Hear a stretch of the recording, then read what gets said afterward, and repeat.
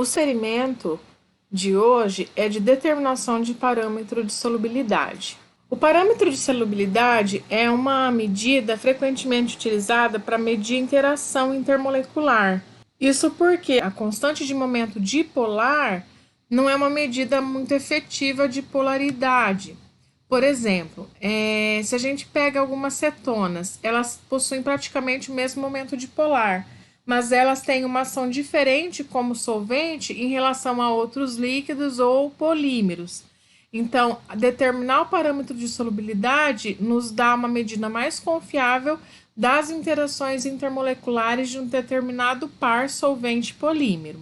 O parâmetro de solubilidade de Hildebrand, ele é interpretado por esse símbolo sigma, tá? E ele é a medida da interação intermolecular que relaciona a densidade de energia coesiva, que é a variação da entalpia de vaporização do líquido pelo seu volume molar, é elevado a meio, ou seja, a raiz quadrada dessa razão, né? Que seria a densidade de energia coesiva.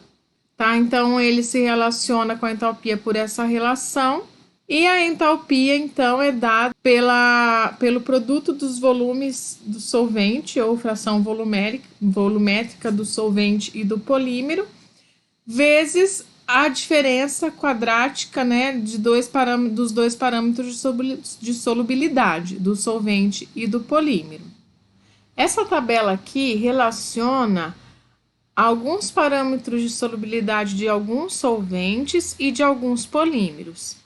Teoricamente, quanto menor for essa diferença de um par, né, solvente-polímero, maior vai ser a solubilização do polímero. Então, a gente diz que quando um solvente e um polímero eles têm parâmetros de solubilidade parecidos ou próximos, quer dizer que um é solúvel no outro, o polímero é solúvel no solvente.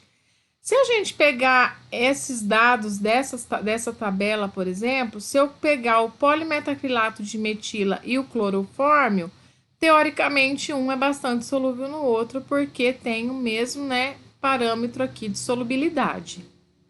No experimento 2, o objetivo vai ser determinar o parâmetro de solubilidade de um polímero utilizando medidas de entumecimento. Para isso, nós vamos usar mangueiras de silicona em diferentes solventes. Então, nós vamos cortar pedaços de massa conhecida de mangueira de silicona, não precisa ser a mesma massa, tá? Mas então a gente vai ter massa inicial conhecida desses pedaços de mangueira de silicona. Nós vamos colocar cada pedaço num solvente diferente e verificar ao longo do tempo o quanto que aumenta a massa dessa borracha de silicone.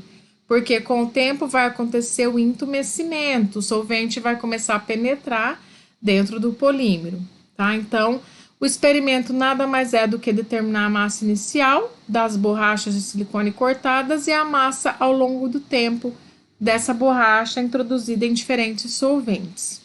Essa tabela aqui, né, é uma tabela que está no roteiro de vocês, com dados reais de um experimento que eu realizei anteriormente. Esses são os solventes, então nós temos tolueno, o THF, dioxano, hexano, pentano e ciclohexano. A massa inicial das mangueiras, né, aproximadamente 1 grama, e a massa final das mangueiras, após um tempo de aproximadamente 2 horas. Então, eu vou pedir que vocês determinem o grau de entumecimento e o parâmetro de solubilidade em cada caso. Então, para o relatório, eu quero o gráfico do grau de entumecimento versus os parâmetros de solubilidade. E peço que vocês respondam as perguntas do roteiro. Para vocês terem uma base teórica em relação aos experimentos de hoje, eu peço que vocês leiam capítulo 2 e 6 do livro, né, Caracterização de Polímeros, que é onde eu tirei a base teórica para realizar essas práticas. Muito obrigado e bom trabalho a todos.